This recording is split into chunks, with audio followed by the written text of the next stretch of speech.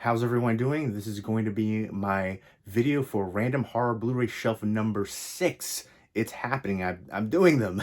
I plan to get through all of my Random Horror Blu-ray Shelf videos by Halloween. And then after that, I can take everything off the shelves and alphabetize and organize it, finally. And then I can do a complete horror Blu-ray collection video, which will be super long, by the way. But look forward to that.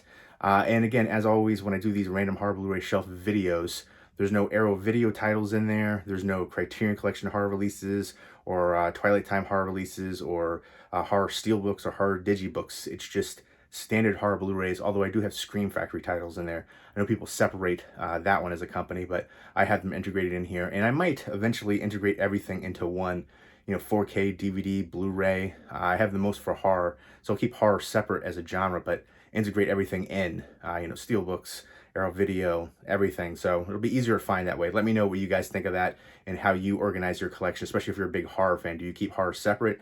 Do you integrate everything, all formats, and steelbooks and everything in there too, Arrow Video, all that?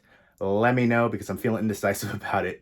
But as always, let me know if you've seen any of these movies on this shelf and what you think of them, and let me know what your favorite movie is on Random Horror Blu-ray Shelf number 6.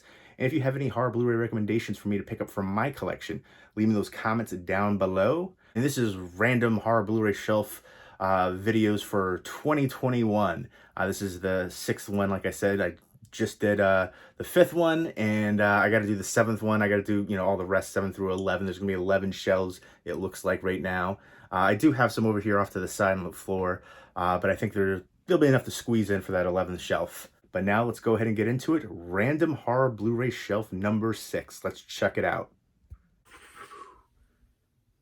So here we go. Here is the horror Blu-ray collection.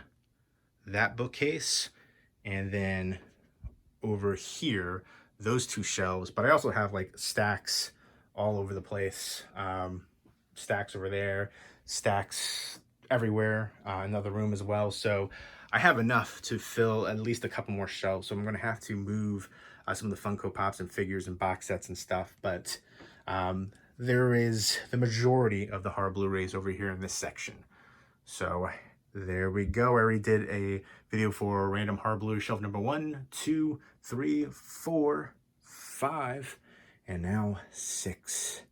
And then I'll have 7 and 8 on this bookcase, and then 9, 10, and then I'm going to have to move these. I'm going to be so bummed to move these because I just don't have the room right now. But I got to make room, and I got to make this presentable and finally do this.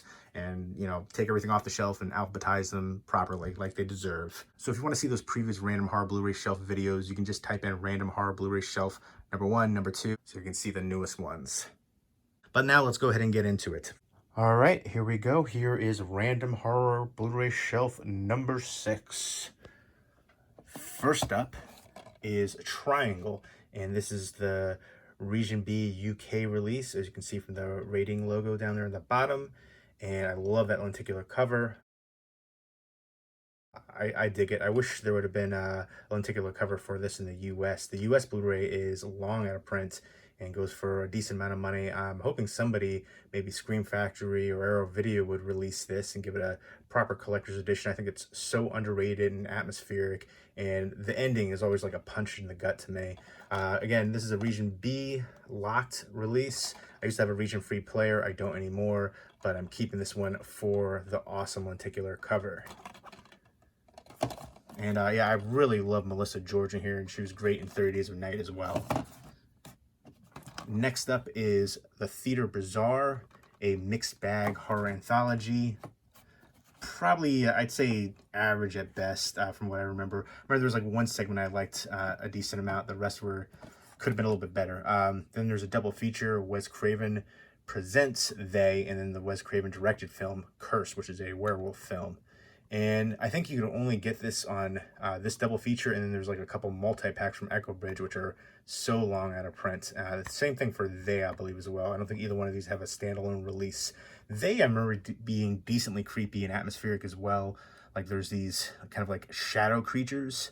And then Cursed, I like the cast in here too for Cursed. Pretty decent and underrated werewolf movie. Christina Ricci's in here, Joshua Jackson. Jesse Eisenberg, Judy Greer, a few other recognizable people. Oh yeah, Milo Ventimiglia. But yeah, Scott Baio, yeah, Shannon Elizabeth, Maya. I forgot all of those people were in here, but that's one thing. Wes Craven, I feel like in a lot of his films, he had a bunch of really well-known actors, and especially later in his career too, I feel like he utilized them. But next up is They Live, the classic John Carpenter with the slipcover right there, Scream Factory edition. I love the heck out of this film. Again, John Carpenter was one of my favorite directors growing up as a kid. Probably watched his movies more than any other director when I was younger. John Carpenter's The Thing is my all-time favorite movie. But, you know, Big Trouble in Little China, They Live, like his whole filmography is just so iconic and amazing, especially when I was younger. I wasn't a big fan of The Ward. And even Ghosts of Mars, I enjoyed that one. It's, you know, probably one of my least favorite, The Ward being my absolute least favorite from John Carpenter. But let me know what your favorite John Carpenter movie is and your least favorite John Carpenter movie. And I love that artwork right there. It's so amazing. There's the Dude Designs, kind of a take on like the Dude Abides. But yeah, I dig the heck out of this one. I thought both Roddy Piper and Keith David played off each other very well and played their parts just excellently. Next up, speaking of John Carpenter's The Thing, I still get questions about this on my video I did for it. This is a custom slipcover. The person I got it from was on Blu-Ray.com forum, and I think the user was Metrock. I'm pretty sure that's the name, but just recently I got a comment asking me if this person still makes slipcovers. And I was like, no. This was like 7 years ago I got this, maybe 8 years ago now. But yeah, he stopped making, he was no longer active on Blu-ray.com, and I think he stopped making slipcovers, you know, not long after I got mine. So even though that video is, you know, 7-8 years ago, I still get comments all the time asking about this slipcover in particular, which I love that slipcover. I love that artwork. It's got a really nice matte finish. I dig it. And then John Carpenter's The Thing, the Scream Factory edition, collector's edition right there, which I dig that artwork as well. And I want to say thank you to the people who messaged me. I know a few people messaged me about the HMV exclusive steelbook coming out with the Japanese artwork, which I have in the background of all my videos. So I appreciate people looking out for me. I definitely dig that. And a really nice release. I have the steelbook version of this too. I have so many different editions of this, versions, iterations, releases, all that good stuff. And because it's my all-time favorite movie. And I just picked up John Carpenter's The Thing on 4K Ultra HD. I can't wait to check this out on 4K. And I've got this Japanese Laserdisc, which I've shown before, but I figured this would be a good time to show it again. It has my favorite artwork for John Carpenter's The Thing. How awesome is that? This is the Japanese Laserdisc again. And just so amazing. I gotta get this framed, actually.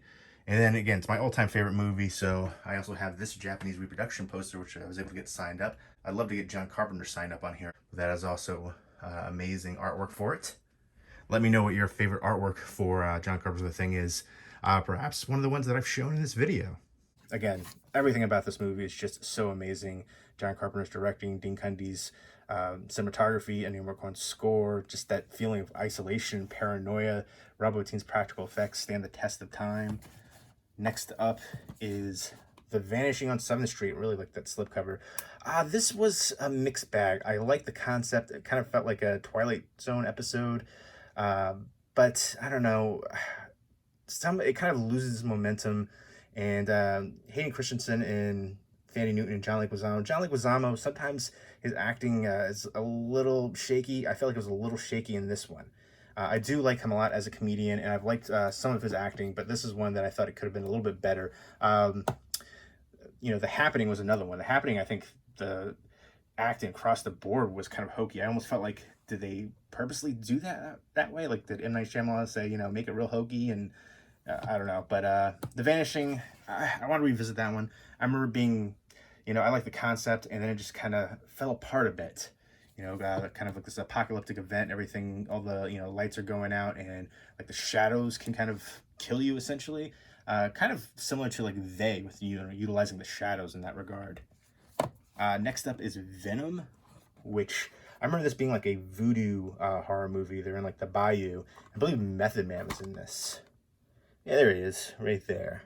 But I remember seeing this on the Sci-Fi Channel like forever ago. I remember being, you know, decent. Next up is Thinner. This is the Olive Films release with the slipcover. The slipcover is pretty hard to find. And I know on the DVD it has commentary that this doesn't have. I dig this movie. I remember watching this when it first came out forever ago. And really good Stephen King adaptation.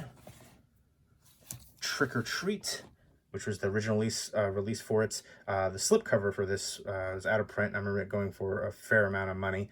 I know the Scream Factory released in the collector's edition, but I heard the transfer was very similar to this release. So for now, I'm going to keep this one. I do like the artwork on the collector's edition, though, for Scream Factory. I don't know if it's like the alternate artwork or what. Sometimes they do those, you know, 2 different slipcovers, which I feel like such a cash grab. I don't know, I kind of feel like they're getting like Blue Underground, where they'll release like a, you know, a 4K scan or, you know, whatever new scan transfer, and then they'll release some of the collector's edition or the new actual 4K release for it. So I don't know, I know they're doing that for a lot of their movies coming up. They're going to be releasing 4K editions, and, you know, they have the alternate artworks and collector's editions and all that kind of stuff. Just give me one really good slipcover artwork and a good transfer. Super Hybrid, like this car that can like morph. I remember not liking the effects in here, but I do remember thinking it was kind of unique and interesting. Yeah, this car's like killing people. It can, I don't know, it can transform into things. It's been a long time since I've seen it, and I had a few recognizable people in here. And yeah, I don't know. I remember it being like a unique idea, but thinking it could have been a lot better than it was. Harpoon Whale Watching Massacre. I remember loving the heck out of this movie. With Gunnar Hansen in it. Some good kills and gore effects in here. Slasher movie. Next up, speaking of slasher movies, Texas Chainsaw Massacre, the remake, which I think is unfairly criticized. I think it's actually an amazing film, an amazing remake. The original Texas Chainsaw Massacre, you know, it was revolutionary, but I don't know, I find this one to be actually scarier, more filled with tension, and, you know, I love the blood and the gore. The original didn't have much blood at all, so yeah, I don't know, I dig the heck out of this one. I don't know, it gets a lot of criticism, I think, kind of just because it's a remake, and people just hate on remakes just blindly. But yeah, the original Texas Chainsaw Massacre, you know, it's not my favorite in the franchise. I appreciate it, and, you know, Tobe Hooper, of course, that, you know, changed a lot, you know, for especially, you know, low budget films and horror. But for me, I think my favorite of the franchise is Texas Chainsaw Massacre 2. And then I think I like, you know, I might like the beginning the best out of the whole franchise. Again, tons of tension and gore and just, oh God, just palpable tension. This is Texas Chainsaw Massacre the beginning. This is the Canadian release right here. So had to pick that up unrated. But I love the heck out of both of these. And then I think, I don't know, I love Texas Chainsaw Massacre 3 too, a lot. I think that one's kind of underrated. The only ones I didn't really care for, which is this one, and, you know, this is like the only one in the whole franchise. Even Texas Chainsaw: The Next Generation with Matthew McConaughey and Renee Zellweger, you know, that was kind of hokey and cheesy fun. But this one, to me, I thought was the only one that I really didn't love. I thought it had some good aspects to it. I didn't really like the look of, it had like some kind of like, almost like facial hair coming out, little like flavor saver poking out of the mask, something like that. And then the worst line in horror movie history, "Do your thing," because I just cringe thinking about that scene and that line. But yeah, I don't know, a few recognizable people. I remember Trey Songz is in here, the singer. And I remember people were like praising his performance, I guess his fans essentially, because his performance wasn't anything special in here. But I do like the lenticular slipcover. I want to give this one another chance. It's been a while since I've seen it, but that was like my least favorite of the franchise. It wasn't necessarily terrible, but there were some terrible aspects to it. Next up is Thaw, which I remember getting this because it, you know, it's supposed to have like a snowy setting in there, but I remember a lot of it was like inside, and there's like some kind of parasite, but they're inside like a little, I don't know, kind of like, not necessarily huts, but like little work areas, essentially. It has Val Kilmer in it, and I remember being decent. Some of the effects could have been better. This one right here is double feature of TerrorVision and The Video Dead. I personally wish both of these had a standalone collector's edition release. I think they both deserve it. I think they have, you know, fan following. Video Dead and TerrorVision, I'm a big fan of both. In fact, I was such a big fan that I ended up getting, before this release, the Video Dead bootleg right there, which I still keep just because, you know, bootlegs aren't cheap. I think people have this misconception. Like if you're getting like a bootleg of a new movie or something like that, you can get people in, you know, New York City or something like real dirt cheap. But for like a collector's bootleg for a horror movie, usually it's like 25 bucks. If you go to conventions too, they'll sell bootlegs there, you know, anywhere between 15 and 25 bucks, depending on, you know, the format and what it is. But so yeah, I'm keeping that, and I like just seeing it there and having the standalone release for it. But yeah, both of these deserve a collector's edition standalone release. Love the heck out of both of those. And yeah, let me know what your favorite Texas Chainsaw Massacre movie is in the franchise, and your least favorite in the franchise. I even like the, you know, the last one with Leatherface, something a little bit different and unique, and you know, that whole storyline, the family, it's all scrambled up, but still dig it as a franchise. Next up is House of Thousand Corpses. By far my favorite Rob Zombie movie. Let me know what your favorite Rob Zombie movie is. And signed up by Sid Haig. And in fact, I was able to get another one signed up by Sid Haig, and then also by Robert Mukes, who played Rufus. I was able to meet Sid Haig a couple times. Super nice guy, very fan-friendly, and just awesome, and definitely, you know, a sad loss for the horror community. And, you know, just that character, Captain Spaulding, is so iconic. But he was just so awesome to meet. And I remember I got him to sign a few different things. You know, Spider Baby, I got to talk to him about that. It was cool to just hear him talk about, you know, filming that. And he was just so awesome. He would do all the conventions. But love the heck out of that film. One of the creepiest films for me ever. Just dig that. One I try to watch every Halloween or around Halloween too. And Rob Zombie, of course, is directing the new Munsters movie, and they just did the cast photo reveal, and Sheri Moon Zombie, of course, being cast as Lily, caused a lot of people to lose their minds. It was to be expected. I'm a fan of Sheri Moon Zombie, so I have no issue with that, no qualms whatsoever. I'm looking forward to his take on the Munsters. I'm a fan of Rob Zombie. Let me know if you're looking forward to the Munsters movie. I think Sheri Moon Zombie is awesome in the roles that I've seen her in, so I'm looking forward to checking her out as Lily Munster as well. I'm going to give the movie a fair chance. And I don't know, it's so wild to me to see people just losing their mind over or her being cast in that. Like, you had to know that was going to happen. He always casts her, and I think that's kind of awesome personally. But I know a lot of people have issues with that, but to each their own. I'm excited. I love the Munsters growing up. Were you team Addams Family or Munsters? Let me know. Next up is House of Wax, which gets a lot of flack, but I dig the heck out of it. I thought it was a fun ride. Some good kills in there too, with Alicia Cuthbert, Chad Michael Murray, Paris Hilton. I think, you know, a lot of people just hate Paris Hilton especially, so they were just kind of like hating on this. And yes, it is a remake, but the Vincent Price House of Wax movie is also a remake, and I think a lot of people don't know about that. I remember there was like a Facebook horror group, and they were talking about, you know, best horror remakes, and I said, you know, the Vincent Price House of Wax movie. And even though I said the Vincent Price House of Wax movie, people were like commenting saying, no, the House of Wax with Paris Hilton is terrible, blah, blah, blah. It's like, first off, it's not terrible, but can you read? I, you know, specifically said the Vincent Price one. But most people aren't aware of that. It was a remake of Mystery of the Wax Museum, which is actually really good as well. But the Vincent Price House of Wax is like one of my all-time favorite horror remakes. Just Before Dawn, which I love the heck out of this movie. The prototypical backwoods slasher. That ending is unforgettable. You've got George Kennedy right there. And I've got a few other recognizable people, especially Greg Henry. And he was in Slither. But love this one so much. I know there was another recent release for this, but the artwork for the slipcover was just terrible. Probably like the worst artwork for a horror movie I've ever seen. That and the near dark artwork.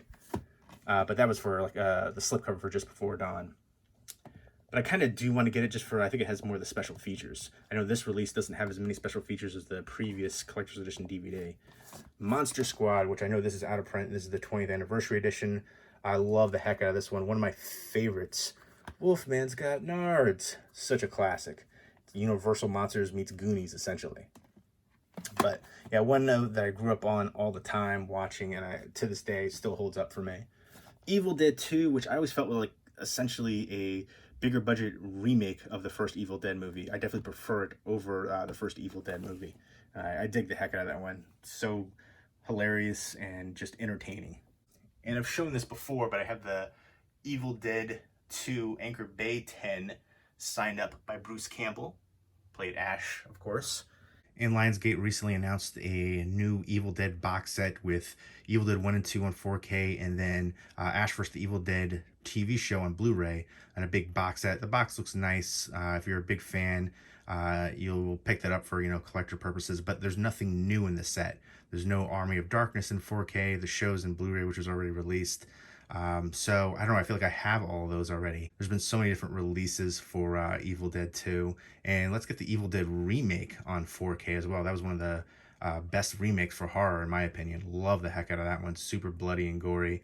I don't know, I feel like we've had so many different editions of Halloween, so many different editions of Evil Dead 2, and they know that we'll keep buying them. I feel like horror fans drive the market for physical media. And next up is I Know What You Did Last Summer. And I like this one a lot, and I Still Know What You Did Last Summer as well with Brandy. Some 90s slasher goodness right there. But this is definitely a 90s time capsule right here. Just the styles, the dialogue, the actors, especially Jennifer Love Hewitt, Sarah Michelle Gellar, Ryan Phillippe, Freddie Prinze Jr., Johnny Galecki, he's still doing stuff. Big Bang Theory especially, but yeah, just this one to me just screams that 90s, just oozes it. But a fun 90s slasher. Sarah Michelle Gellar was my second celebrity crush growing up after Tiffany Amber Thiessen. There she is right there on the spine as well, which, great choice. Buffy right there. She'll always be Buffy. And I'm looking forward to checking out the new show for this, which I think is going to be on Amazon. So I do have Amazon Prime, so I'll check that out. And there's a lot of horror shows coming out now. I Know What You Did Last Summer. Hellraiser is going to be coming out. The new Chucky show, which was so good. I love the pilot episode. Looking forward to seeing the second episode, which just came out. And there's also going to be the Day of the Dead show. So a lot of horror movies and series coming out, and I'm excited for it. Let me know what horror series you're looking forward to the most. But next up is Revenge, which is a really good French, essentially assault revenge movie. The climax of this is just bloody and over the top and amazing. Love the lead actors here. Great cinematography for that one as well. Nothing new, story-wise, conceptually, but very stylistic. And definitely one of the best of its ilk, too. Next up is Firestarter with Drew Barrymore, and a really good Stephen King adaptation. I know there's a Scream Factory release for it. I might pick that up, but right now, I'm okay with that release. Teen Wolf 2, the collector's edition. I still need to pick up the first Teen Wolf movie. I got rid of the DVD, and I meant to upgrade to the Blu-ray, and I still haven't yet, but I was able to get this one when it was on sale, and I like Kim Darby a lot, and then you've got Jason Bateman as the lead. So, I don't know, I dig this one. It's cheesy fun. The first one is by far better, more iconic with Michael J. Fox, but I dig that one for what it is. Next up is the Poughkeepsie Tapes, which is one of my all-time favorite found footage movies. Love the heck out of this one. So freaking creepy. One of the creepiest movies ever, too. The ending, again, that's a punch in the gut, too. And then there's a certain scene, like, with some weird movements and, like, the basement. It just creeps me out just thinking about it. But love the heck out of this one. Found footage movie about a serial killer. And just, very psychologically thrilling, too. And just, manipulation and just so much bizarre aspects about it, too. I dig that one so much. So happy to see that get a Blu-ray release. That didn't have any physical media release for like the longest time. I had a bootleg of that for like a while. And next up is Prince of Darkness from John Carpenter, which I love the heck out of that. This is going to get a 4K release, and I'll probably pick it up because, again, I do love the film. Next up is Haunter with Abigail Breslin, and then you also have Stephen McHattie in there. I'm a big fan of Stephen McHattie. He's been around for a long time. He was in a horror movie in the 90s with Neve Campbell called The Dark, which I think is one that I remember enjoying as a kid, but I think it's kind of underrated and unheard of. Most people don't know about it, and it doesn't have a physical media release outside of VHS. But he was also in Pontypool, which I definitely think is super underrated and one that I love. But yeah, this was a pretty straightforward, formulaic, kind of like a ghost haunting kind of movie from what I can recall. There was a twist towards the end, but I remember having mixed feelings on it. I can't remember if I thought it was too predictable or just it didn't play out quite as well. Something about that kind of like, hung up for me. Next up is The Others, which is a adaptation from The Turn of the Screw. Also, The Innocence is another adaptation of The Turn of the Screw, and this apparently is going to get a remake, The Others, and this is directed by Alejandro Amenabar, right there, and I thought this was amazing. One of my favorite, like, ghost movies ever now. Let me know what your favorite ghost movie is. But this is one where I predicted the twist to it, but I still thought it worked extremely well. Next up is Otis, which kind of like a crazy serial killer revenge movie, kidnapping like revenge movie. The cast in here is awesome. Some really good comedic aspects to it too. Daniel Stern, Kevin Pollak.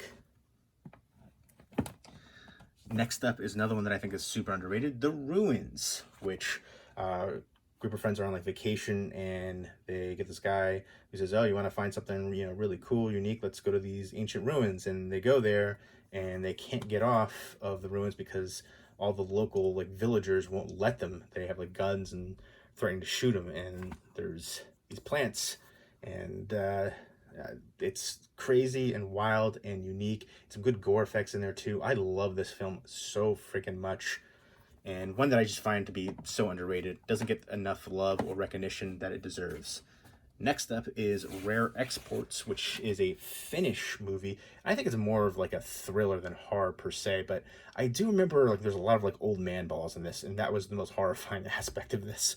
But a really nice release from Oscilloscope. They have like that digipack kind of design with the outer slipcase. But yeah, it's basically kind of Finnish folklore of Father Christmas and just all the craziness. There's some good humor in there as well. Next up is Rec 3, and I do have the Rec box set down there, but I ended up getting this. This was a Canadian import, and I just like the slipcover. And I know a lot of people don't love this one, but I do love Rec 3. Just great gore, at the wedding, and just so amazing to me. The only one I didn't like was the last one on the ship. Rec 2 is my favorite of the series. And Rec 2, they had this twist, and I was like, how is that going to work? And then it ended up working amazingly. And I'm going to keep this one in my collection for the slipcover, essentially, because I love that shot right there. Great artwork choice. And I am a big fan of the movie, even though I have the box set again. I think I had all but one of the movies on Blu-ray before I got the box set, but decided to get rid of the other ones, and because the other ones didn't have slipcovers. So there we go.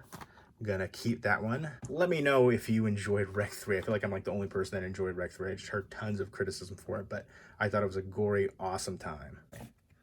Next up is Red State from Kevin Smith. I was able to get this signed up. A lot of times Kevin Smith will have some of his movies on his website that you can buy signed by him. So that's where I got this one. But Crazy Religious Cult. I thought the cast in here was amazing, especially Michael Parks. You got John Goodman there too, and Kevin Pollak's in here. But love this one, and one that I think to be underrated too. A lot of underrated ones on this one, on this shelf right here. Next up is The Road, which is a Filipino horror movie. Really good atmosphere in here, kind of dealing with a crime that happens. There's these kids that disappear on this weird road, and then you kind of find out more, and it kind of unravels. and I was able to get this signed up by the director. He signed on the plastic case, unfortunately, instead of the artwork insert, but I'm happy to get that, and I feel like this is one that's like crazy out of print. I don't know what this was like, if this was like a limited release or what the deal was, but I remember like never being able to find this, and I jumped on the opportunity as soon as I was able to get this one, especially be able to get it signed by the director. But one I would recommend, one that I remember really enjoying if you're able to find it, creepy, atmospheric. Next up is Red Christmas, which is an Australian horror movie starring Dee Wallace. I love the look to the killer. I thought there was a death towards the end that wasn't necessary, and I was kind of bummed about it. But it's basically somebody visits this family on, Christmas, and, crazy things start happening and people start getting killed, and there's a, connection between the person, the stranger that comes by, and the family. And I remember thinking this was the way that it was shot. There was a lot of like shots of like shoes and feet, and I was like, does this director kind of like Tarantino-esque with like a foot fetish? I mean, it's not like super crazy, fetishized scenes like Tarantino would have, but there's just a lot of shots of that. And I remember there was like a deleted scene in here too that had like somebody like giving somebody a foot massage, and they cut that out. I was like, okay, well, maybe there really is something to that. But I remember enjoying that one. It's a low budget Christmas horror movie. I dig it for what it is, and I like Dee Wallace a lot. Next up is Urban Legend, another really good 90s slasher movie. I dig the heck out of this one. I definitely prefer this over I Know What You Did Last Summer, which is on the shelf. Really good cast in here too.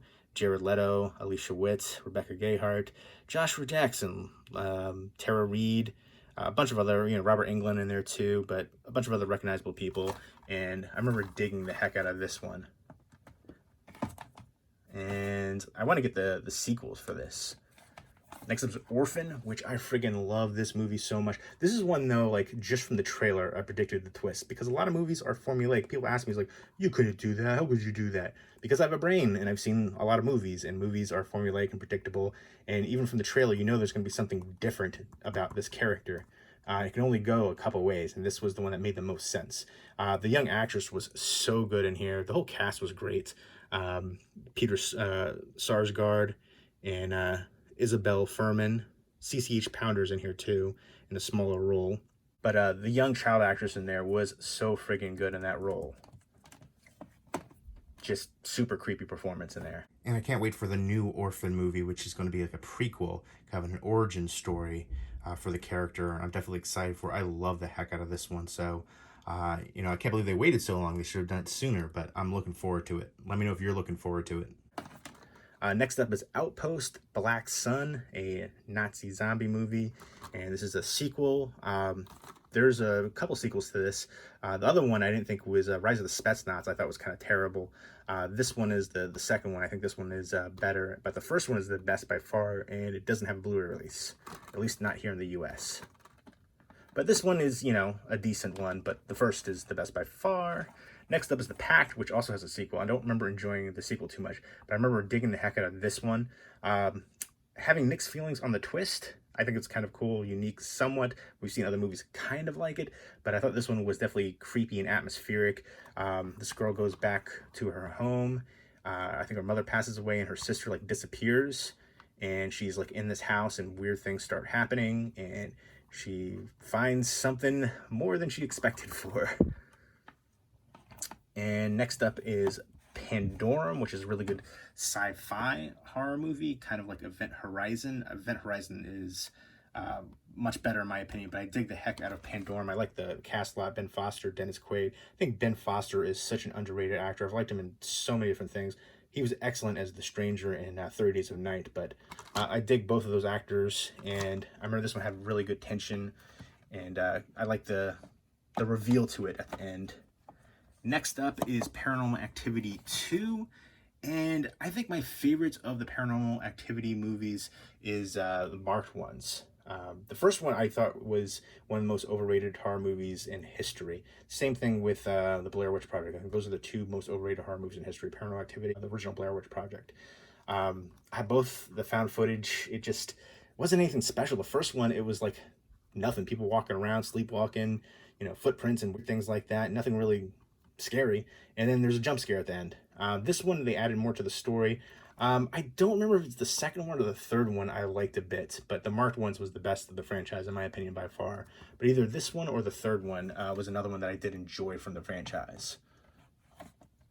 Next up is The Man Who Could Cheat Death and the Skull double feature, both starring Christopher Lee, Hammer and Amicus Studios right here. And I remember this one was like the skull of Marquis de Sade, and this one was somebody who was trying to essentially cheat death. But yeah, this one has Peter Cushing in it too, the skull.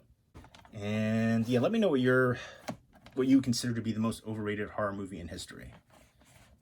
Next up is Wolf Cop, which is so fun. And Wolf Cop 2 is a lot of fun as well. Very self-aware, and I think if you like the first Wolf Cop movie, you'll definitely enjoy the sequel. And I actually got to interview the director, Lowell Dean, for Wolf Cop 2, which I still have to upload that. Had to edit it, and I should do that soon, because that was a really cool opportunity. But this is just cheesy fun about a cop turning into a werewolf, and just so ridiculous and entertaining and just a blast. Love the heck out of that one. Next up is Mutants, which this is a German release. This is region locked, unfortunately. Again, I used to have a region free player. I don't anymore. But this is such an underrated film. It has a DVD release here in the US. Would highly recommend the heck out of this one. It's a French zombie movie. There's an outbreak, and this girl right there, she is trying to seek safety with this guy right there, and she ends up being pregnant, and I think that kind of adds to some of the tension as well. But he's turning, and they like seek refuge in this like abandoned building, and there's some snowy setting to it as well, which I always dig that. I love horror movies with a snowy setting. I say that all the time. There should be more, especially a Friday the 13th in the snow. I know there's going to be Never Hike Alone in the Snow coming out soon, which is a fan-made film. But I remember this one being really tense, atmospheric, some good gore effects in here too. So definitely check out Mutants, which is again a French infected zombie movie. Next up is 3 films in the Gamera collection. I think these 2 were like out of print for a while, but now I know there's like the Gamera box set, and this is the Gamer Trilogy: Guardian of the Universe, Attack of the Legion, and Revenge of Iris. Which, to be honest, I've only seen like a couple of these movies, and it's been so long. I need to sit down and watch all of them. The giant monster movies, in the vein of like Godzilla and stuff like that. Gamera vs. Gyron, Zygra, and Super Monster. So 69, 70, 71, and 80 for those ones. 4-movie set. And next up is another of the Gamera 4-movie collection from 65, 66, 67, and 68. Giant Monster, Baragon, Gaios, and Virus. So yeah, we got the Giant Monster, and what was the one on this one? Let's take a look again. The last one here was Super Monster. So Super Monster and Giant Monster. And then next up are 2 Jorg Buttergeist, I think his name was right here. Releases for Necromantic and then Necromantic 2. This is from Cult Epics. And I know there's like Arrow video box sets in the UK. These are definitely uncomfortable watches. And yeah, you kind of know what you're getting yourself into just by looking at the covers and then the name itself. Next up is Innocence with Kelly Riley. Big fan of Kelly Riley all the way back from Eden Lake, and now she's in Yellowstone.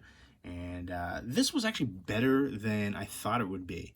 About like a prep school, and then people are passing away and crazy things start happening, and it kind of feels, it's like a YA horror essentially, but still decent. And Kelly Riley's awesome. Not great, but decent. Worth checking out, I'd say, at least for a one-time watch. But I probably liked it a little bit more, again, Kelly Riley. Next up is The Fog, John Carpenter classic. I love that artwork. And this one to me is one of my all-time favorites. Love the heck out of this one. And if it comes out in 4K, I will pick it up. I think it definitely is where, especially, you know, if it's Scream Factory releases. I know there's releases over in the UK, and then the 4K, they're, you know, region-free releases, the 4Ks. But, you know, if it's a combo pack and all the special features are on the Blu-ray, and it's, you know, another country, it might be region locked for those. Next up is and I do like watching special features for movies that I love, so I'm hoping Scream Factory, I think they're following in that line of Prince of Darkness and stuff like that, so I think The Fog could be coming. But next up is The Fourth Kind, which is an alien abduction movie, kind of like a documentary-esque style, and I love the heck out of this one. I love the slipcover for it too. Very happy to get the slipcover for it. But this, to me, is one of the creepiest movies ever. I'll never look at owls the same way. Set in Alaska. And alien abduction is like the subgenre that freaks me out the most. Alien abduction, evil killer kids, dolls, mannequins, stuff like that. And then now I've realized, you know, old people, The Visit, and then The Taking of Deborah Logan. But yeah, super freaking creepy. Love the heck out of that one. Still gives me chills. Next up is Friday the 13th Part 3, 3D, signed up by Richard Brooker, who played Jason. I got this a little bit before he passed away, so very happy to have this, and I definitely liked him a lot as Jason. So this is the first one where he gets his hockey mask. The first one was the mother, the second one was the baghead, so very iconic film. And again, very happy to have that in my collection. And here's that beautiful box set, Friday the 13th Deluxe Edition set right here. Hands down, the best horror Blu-ray box set out there. It is incredible. I know I had some comments because people are stupid and terrible. Enjoy your box of errors. You're an idiot. Anybody who said that. There were 3 minute issues. Friday the 13th Part 3 in the credits, like a second, and then Jason Goes to Hell, there's a wrist snap scene for like a split second, and then audio and Jason X. So yeah, like all those were like combined maybe 3 seconds total, and people were just losing their minds about it. And they did a disc replacement program, and the replacement disc came super quickly, so no issues, and we should be super thankful for this box set. I don't think people understand all the licensing and rights issues and stuff like that goes into trying to make a big box set like this. And, you know, I would love to see them do a Nightmare on Elm Street box like this. There was a rumor about it, and they quickly dismissed that, but I'm still holding out hopes because the previous Blu-ray edition was terrible. They could have done so much more with that. But such an amazing set. Let me know who your favorite Jason actor is. I feel like Kane Hodder gets the most love, but I feel like Ted White was awesome. Richard Brooker was awesome. So even Derek Mears I thought was excellent in the remake. And let me know what your favorite sequel in the franchise is and your favorite movie overall for Friday the 13th if it's not the first one. Next up is Father's Day from Astron 6. This is the 4-disc collector's edition right there. 2 DVDs, a Blu-ray, and then the CD, and limited to 5,000 copies. This was so ridiculous and over the top and so much freaking fun. Love the heck out of it. Love Astron 6. This is definitely one where you can, you know, have a few beers and just have a great time too. Next up is Freaked, which is so ridiculous and over the top and hilarious. Love the cast here too. And you got Randy Quaid as like the head of the freak show, Alex Winter, William Sadler, Keanu Reeves has a small role here too, Brooke Shields, Mr. T, Bobcat Goldthwait. So ridiculous and hilarious and absurd. That is definitely an example of cinema absurd. Also the movie Tusk is another one I put in for like cinema absurd. That's a genre I kind of just made up, but very fitting for it. Next up is the H.P. Lovecraft adaptation from Stuart Gordon, From Beyond, which is probably my favorite Stuart Gordon movie. I love the effects in here. I really like the cast too. Jeffrey Combs, Barbara Crampton, and Ken Foray. Dig the heck out of this sci-fi horror movie. Again, the visuals in here are just so creeptastic, and I love that slipcover too. Another early Scream Factory slipcover release. So there we go. That is the Random Horror Blu-ray Shelf number 6. A lot of underrated horror movies on there, in my opinion. So there you go. There's Random Horror Blu-ray Shelf number 6. Let me know if you've seen the movies on this shelf and what you think of them. And let me know what your favorite movie is on Random Horror Blu-ray Shelf number 6. And if you have any horror Blu-ray recommendations for me to pick up from my collection, leave me those comments down below. And look forward to Random Horror Blu-ray Shelf number 7 through 11 coming up soon. I want to get them all done by Halloween. And I'm so close. It's gonna happen this year. Finally, long overdue. So stay tuned for that, and I hope you guys enjoyed this shelf, and I hope everybody's doing well. Take care, keep it spooky.